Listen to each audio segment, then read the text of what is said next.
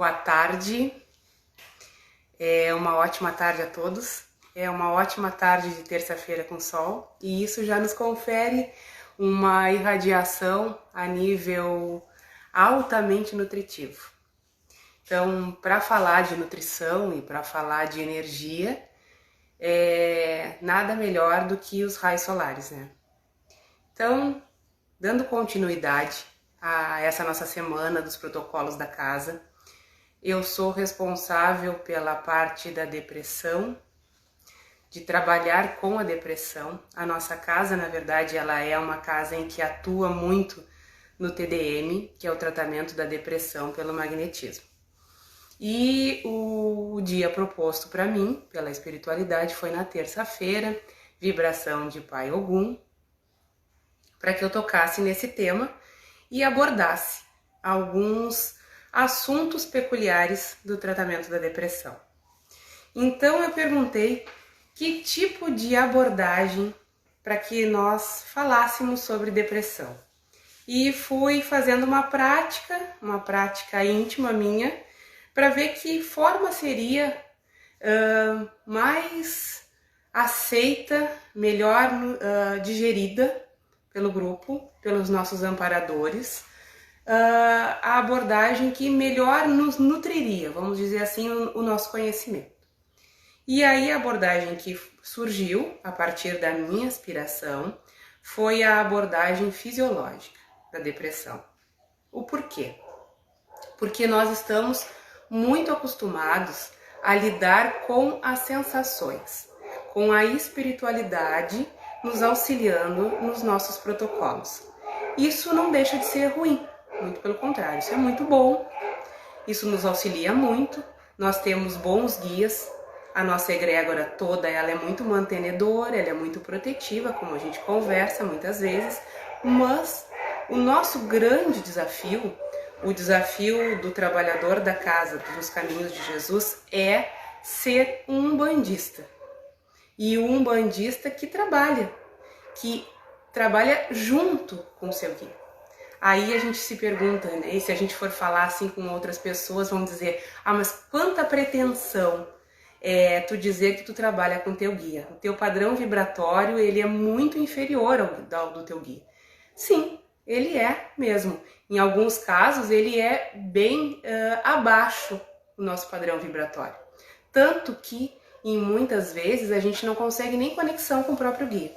Mas o importante de tudo isso é a gente elevar o nosso padrão vibratório através da prece, através do conhecimento, através do estudo e através principalmente da prática da manipulação dos nossos protocolos.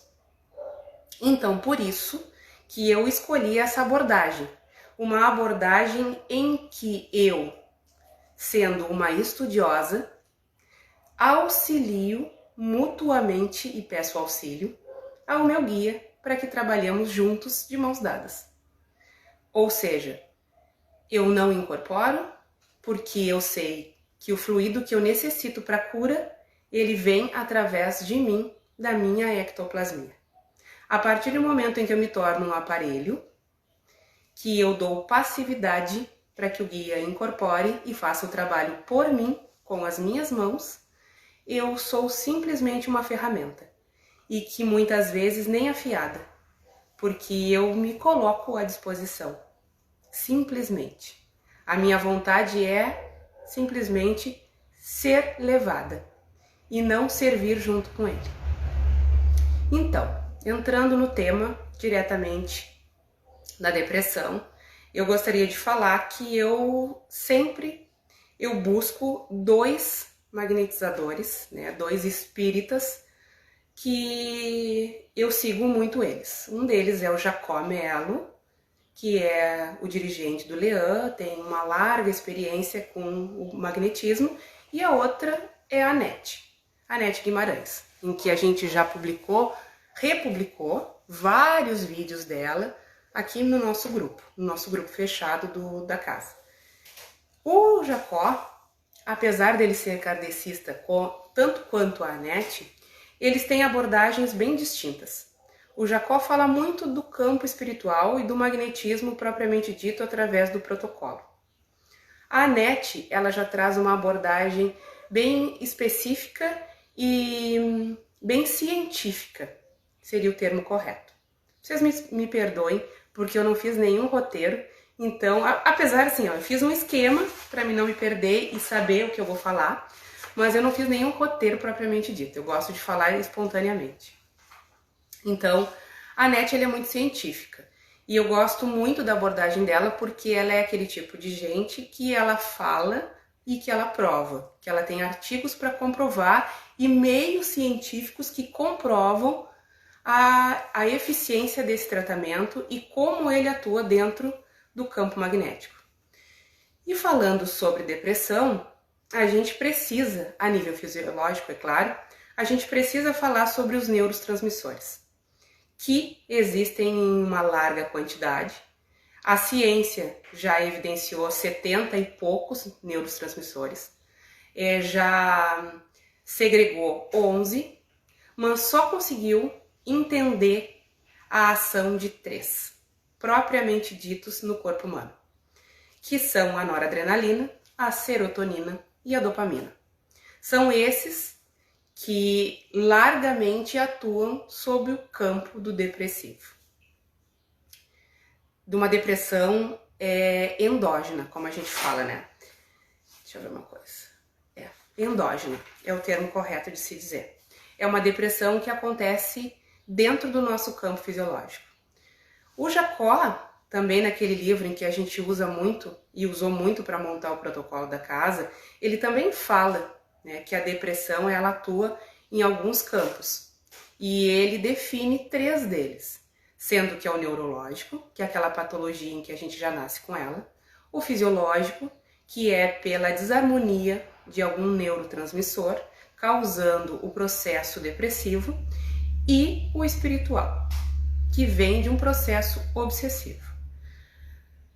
Tanto o primeiro quanto o segundo, ou seja, tanto o neurológico quanto o fisiológico, pela baixa do padrão vibratório, ele desencadeia um processo obsessivo. Então, eu sou suspeita em dizer que a depressão ela deveria sempre estar acompanhada de uma orientação espiritual, seja num terreiro de Umbanda, numa casa Kardec, numa igreja evangélica, católica ou qualquer outra vertente religiosa que se siga, mas que trate principalmente daquele espírito que está sendo tratado o corpo, em que ele manipula. Então, qualquer um, né, a não ser o que decorre de um processo obsessivo, qualquer um dos 2 primeiros que eu citei, eles vão a caminho de um processo obsessivo pela baixa do padrão vibratório. A Anete nos fala que a depressão endógena, que acontece dentro do corpo, a nível fisiológico, ela acontece pela desarmonia de 3 neurotransmissores principalmente. A adrenalina, como eu já citei, a serotonina e a dopamina. E ela fez uma relação muito interessante que eu achei de suma importância para trazer para vocês aqui. Ela comparou com os pedais de um veículo de câmbio manual. Sendo que a noradrenalina, ela comparou com o acelerador. Por quê? Porque é ela que dentro do organismo, ela dá o impulso. Ela é aquela que dá o estímulo da vontade. A noradrenalina, como a gente sabe, ela é excretada no sangue pelas suprarrenais. Ela comparou a serotonina com a embreagem, ou seja, a pessoa faz o que tem que fazer, porque tem que fazer, mas não consegue atingir uma marcha de maior velocidade. Então ela faz tudo numa marcha lenta, tudo em primeira. ela não consegue ganhar velocidade, ganhar propulsão. Então a serotonina, ela comparada com a embreagem, a gente sabe que a falta dela, a gente consegue melhorar, né, ou mediar a permanência dela no corpo com alimentos provenientes, né, do triptofano, que contenham triptofano, o que ela acontece? Ela ajuda a gente adquirir uma marcha mais avançada. E é bem interessante da gente falar em marcha quando a gente fala em terça-feira, né, vibração de Pai Ogum, porque é isso que a gente adquire com essa vibração, marcha e progresso. Sendo que o progresso, ele sempre provém de algo que a gente acredite e que a gente veja o lucro, né? Veja o lucro, veja o benefício. Vamos trocar essa palavra. Veja o benefício. E a dopamina, que é o terceiro neurotransmissor, que ela compara com o freio do carro. Ou seja, quando um carro não tem freio, ele tem excesso de dopamina. Desencadeia aquela pessoa em que não tem limite para nada. Inclusive, desculpa, me enganei aqui. Quando ela tá com excesso de dopamina, é que ela tá com freio de mão puxado. Então, o que acontece? Ela faz as coisas, mas sempre freada. Sempre condicionada pela não vontade de fazer. Sempre condicionada por aquela intenção de que talvez não dê certo. E quando ela tá com a falta de dopamina, ela tá com a falta de freio, ela está em alta velocidade, então ela não se preocupa com os efeitos que aquela velocidade em que ela adquire possam acontecer. Ou seja, é aí que se desencadeiam muitos efeitos psicóticos, como a Anete fala.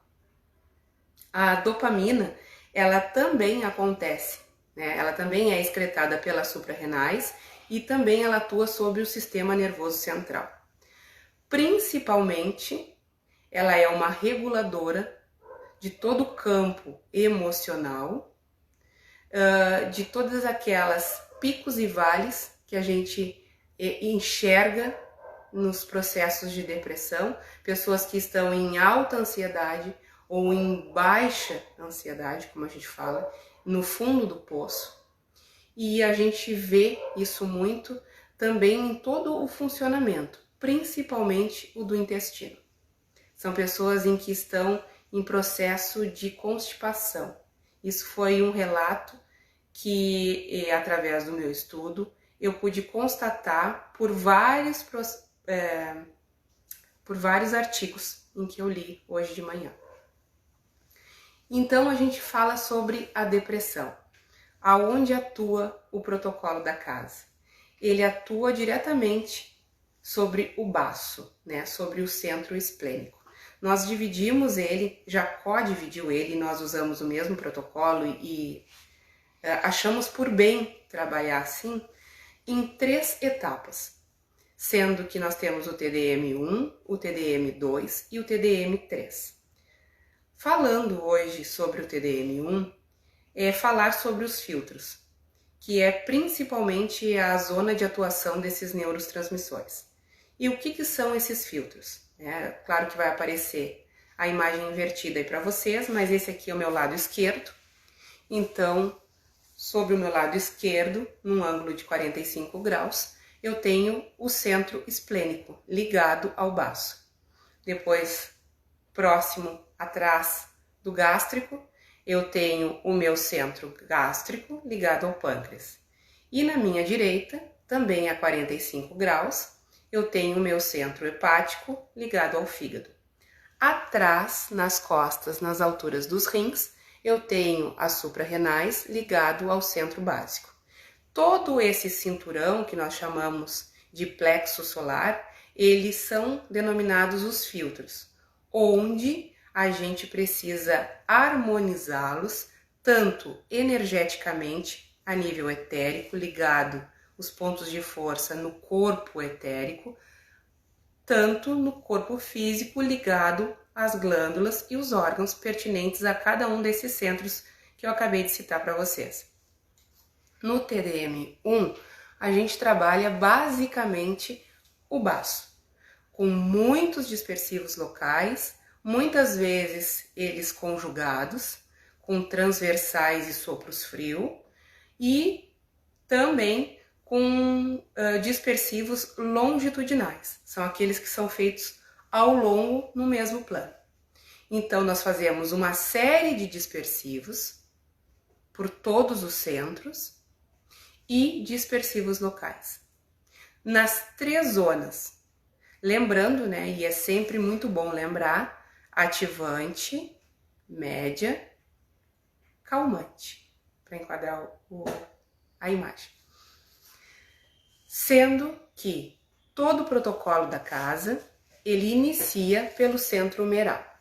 Por quê? Porque principalmente na depressão, a gente já conversou, todo o fim termina em processo obsessivo. Quando existe um processo obsessivo, existe uma monoideia. Uma monoideia são 2 ideias que se conjugam em uma. Quando elas se conjugam, uma interfere na vontade da outra.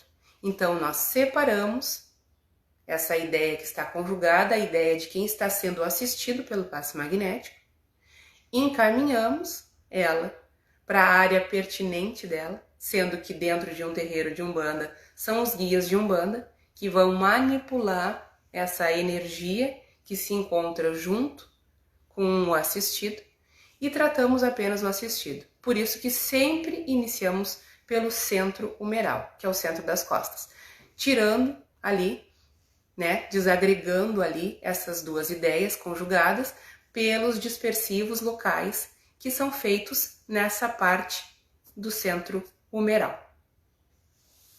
Como eu gosto de falar, todo o magnetizador que trabalha com a depressão, ele precisa estar sempre imbuído de vontade, e não só de boa vontade, porque existe uma diferença entre uma e outra, e o Jacó gosta muito de nos lembrar disso.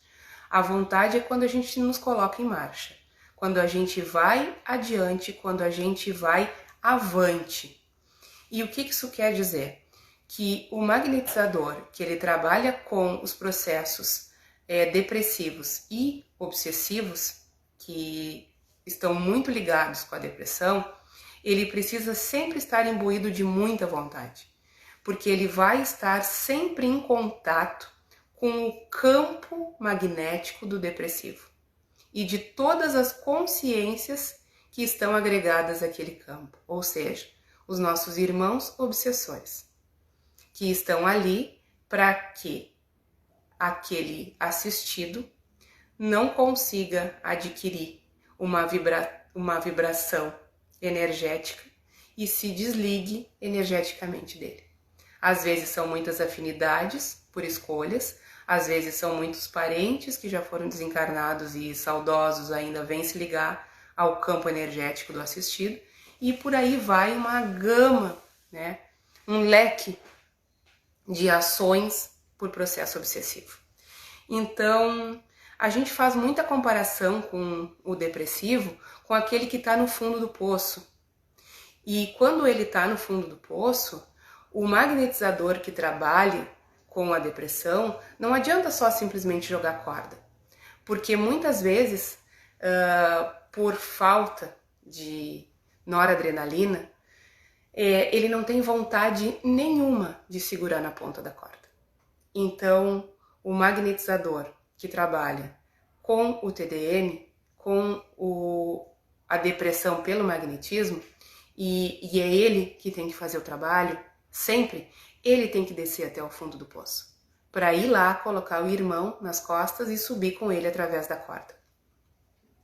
Eu gosto muito de, até publiquei hoje na minha página do Facebook, uma música em que eu estava lendo esse tema da depressão no magnetismo humano, nesse último livro do Jacó, e ele fez relação com uma música que diz, ele é meu irmão, ele não pesa, eu carrego ele nas minhas costas.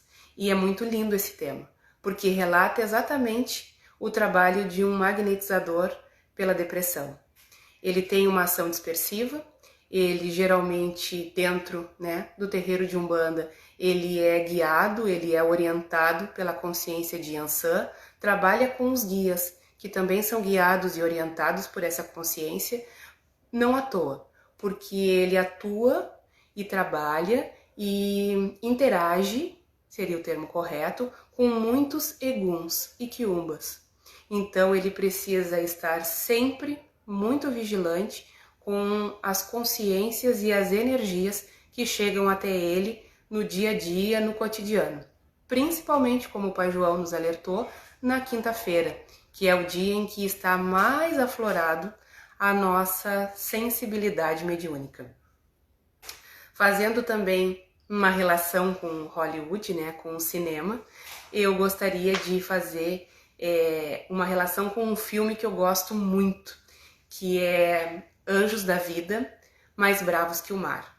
E fazer uma relação com um magnetizador que trabalha com processo de depressão, obsessão. Ele é um mergulhador. Ele é aquele que, quando o seu assistido está imerso nas profundezas do oceano, onde não há incidência de raios solares, onde ele vê que a vida não tem mais sentido, porque ele não vislumbra mais a superfície, ele tem que descer. E ele descendo, ele não só mergulha, ele não só se aprofunda no emocional enfermo e translúcido da energia daquele assistido, né, do paciente, mas também na dele. Então, ele é considerado, principalmente por mim, como um mergulhador. E a gente tem que, às vezes, muitas vezes, descer e tocar, às vezes, em feridas que são tão simpáticas, conhecidas nossas, para poder içar, para poder puxar aquele irmão que está lá no fundo do oceano, ou descer até o fundo do poço e colocar esse irmão nas costas para subir junto com ele, porque sozinho ele não consegue. A técnica e o protocolo a gente vai demonstrar numa outra situação, porque eu me prolonguei demais falando com vocês, mas a receitinha do bolo, como a gente gosta de falar, tá lá no nosso drive compartilhado e é propriamente dito muitos dispersivos longitudinais por todos os centros de força, mas o tratamento do TDM1 se baseia propriamente no baço, que é o filtro, esse ligado ao esplênico, o filtro que, por estar tão encapsulado, tão encapuçado, tão bloqueado, estagnado e outros sinônimos afins, não consegue absorver a energia do ambiente, a energia do sol, da irradiação solar e manter os demais do cinturão esplênico, né, do plexo solar em harmonia. Uma boa tarde a todos, espero ter contribuído com vocês numa tarde tão bonita de terça-feira e qualquer dúvida, deixem nos comentários que eu faço questão de responder um por um, ou me chame no privado, como alguns irmãos gostam de fazer, e eu também gosto muito de contribuir dentro da medida do meu conhecimento. Uma boa tarde a todos e fiquem com Deus.